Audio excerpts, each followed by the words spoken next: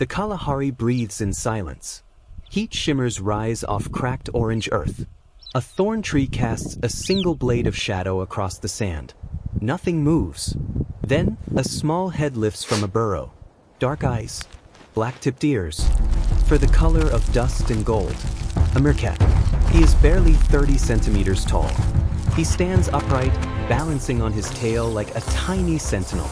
His nose twitches. Something is wrong. Somewhere, hidden in the grass, something is watching him back. He does not know it yet.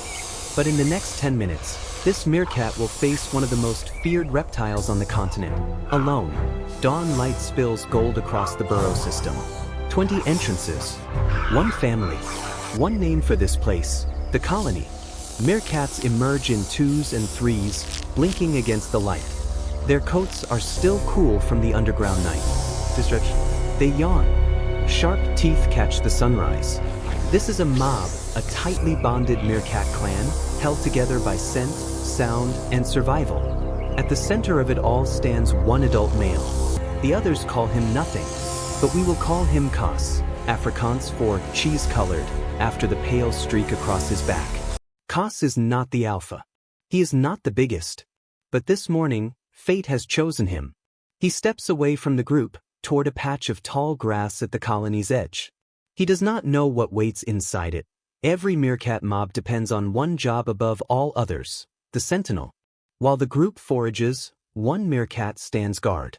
Today, that meerkat is Kas. He climbs the tallest termite mound in the territory. His body rises straight, tail pressed flat against the earth for balance. His eyes scan the sky first. Eagles are the deadliest threat from above. Then the ground. Then the grass line, 30 meters east. Something there does not belong. A patch of grass bends the wrong way. No wind moves through it. Kas freezes. His ears rotate forward, both at once, like tiny satellite dishes. His heart rate, already fast at rest, begins to climb. The camera creeps closer to the grass line. A single scale catches the light. Then another. 6 feet of muscle uncoils in total silence. A Cape Cobra, pale yellow, patterned like old parchment, lifts its head above the grass. This is not just any cobra. This species can rear up, spread its hood, and spit venom over 2 meters with frightening accuracy. It does not need to bite to blind its enemy. One strike to the eyes, and a predator 3 times its size stumbles away in agony. The cobra's tongue flicks the air. It tastes worm fur. It tastes meerkat. Its target is not Kas. Its target is the burrow behind him, where 3 newborn pups sleep, blind and helpless, beneath the sand. The cobra begins to move. Kas sees the grass shift again. This time, unmistakably, a head rises above it. Flat, triangular, eyes like black glass. Every instinct in his small body screams to run. He does not run. Instead, he opens his mouth and releases a piercing alarm call, 3 short barks, rising in pitch.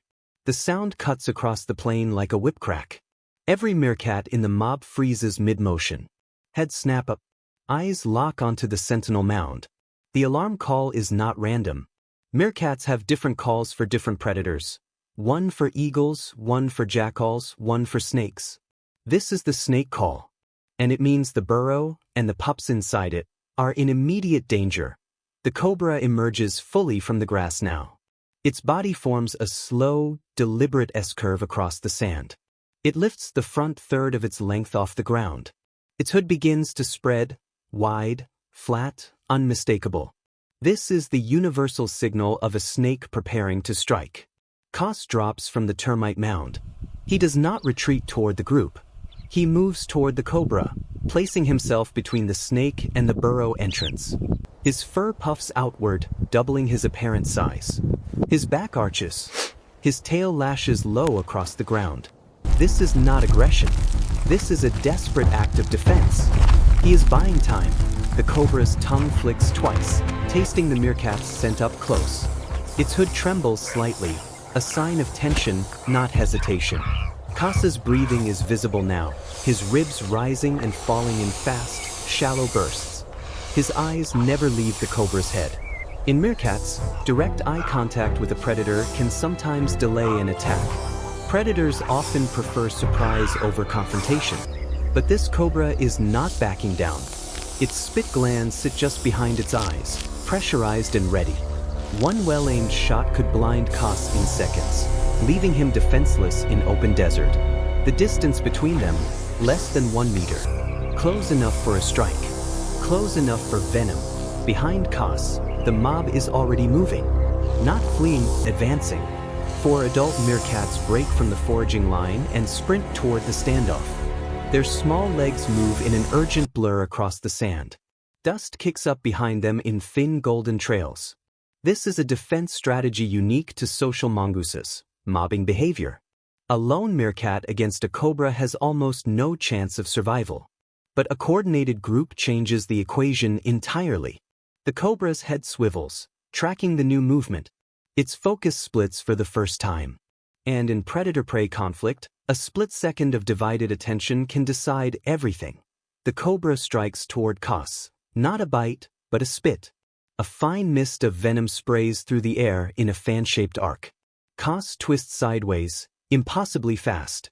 The venom splashes into the sand a few centimeters from his face. Had it landed in his eyes, the fight would already be over. The mob arrives seconds later. They fan out around the cobra in a loose semicircle, a living wall. The cobra's hood flares wider, its body coiling tighter.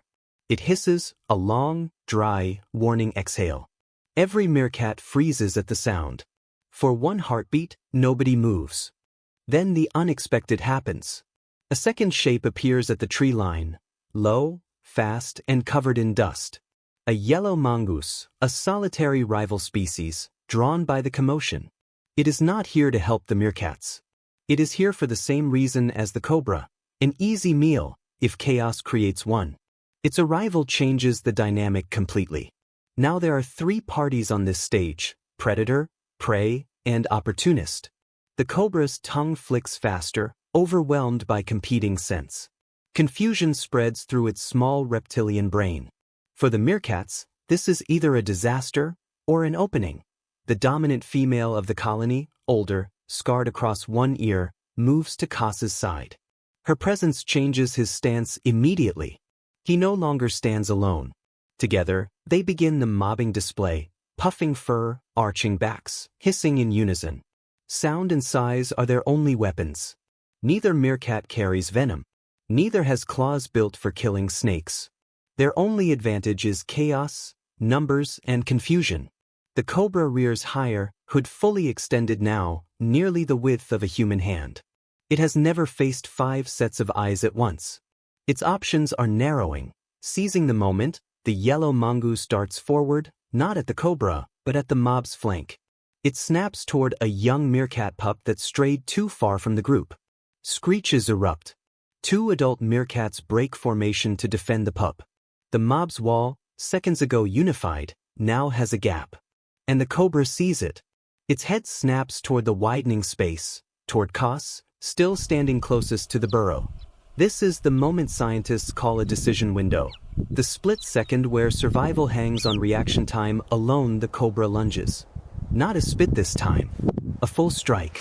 Fangs bared, body uncoiling like a released spring. Koss throws himself backward, tumbling into the dust. The strike misses his face by centimeters, jaws snapping shut on empty air. The old female seizes the opening. She darts forward and clamps her teeth onto the cobra's tail, not to kill, but to disrupt its balance. The cobra thrashes, hissing violently, whipping its body sideways. Sand sprays in every direction. For 3 long seconds, the outcome is impossible to predict. Koss scrambles back to his feet, chest heaving, eyes wide. He does not run. Instead, he lunges toward the cobra's raised head, not to bite, but to slap at it with his front paws, a rapid, disorienting flurry. It is a risk that could cost him his life. The cobra, distracted by the female biting its tail, misjudges the second attacker's position. Its strike goes wide again. The mob closes in fully now. 5 bodies circling, screeching, lunging, and retreating in rapid bursts. The cobra is no longer hunting. It is surviving, overwhelmed by noise, motion, and conflicting scent trails. The cobra makes its decision. It drops its hood. Its body flattens low against the sand. In one fluid motion, it turns and slides back toward the grass line, retreating, not defeated, but no longer willing to pay the price of this hunt.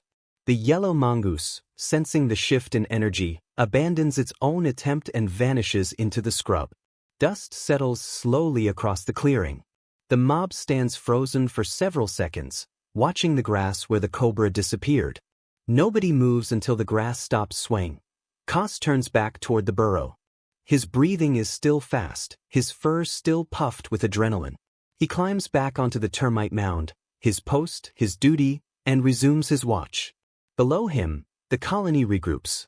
The pups, safe beneath the sand the entire time, begin to stir and call for milk. The old female grooms Kos's shoulder briefly, a small, wordless acknowledgement. In Meerkat society, no single animal survives alone. Every sentinel, every mobbing charge, every alarm call exists because the group depends on shared risk. The Cape Cobra did not vanish from the region. It simply chose a safer hunt elsewhere. For the Meerkats, this single encounter will shape behavior for days. Increased vigilance. Shorter foraging trips. More frequent sentinel rotations. Survival here is never about eliminating danger. It is about managing it, moment to moment, generation to generation. In the Kalahari, a desert defined by scarcity and exposure, cooperation is not a virtue. It is a survival algorithm, refined over millions of years. By midday, the heat returns, thick and relentless. The colony forages again, spread wide across the sand, digging for grubs and beetles beneath the sun. Kos remains on watch, small against the enormous sky. Somewhere in the grass, the cobra is already hunting something else. Neither animal was the villain of this story. Both were simply doing what evolution demanded of them, one to feed, one to protect. In the end, survival in the wild is rarely about strength. It is about timing, cooperation, and the courage to stand your ground when everything depends on it. The desert falls quiet again. But somewhere beneath the sand, the next generation sleeps safely for one more day.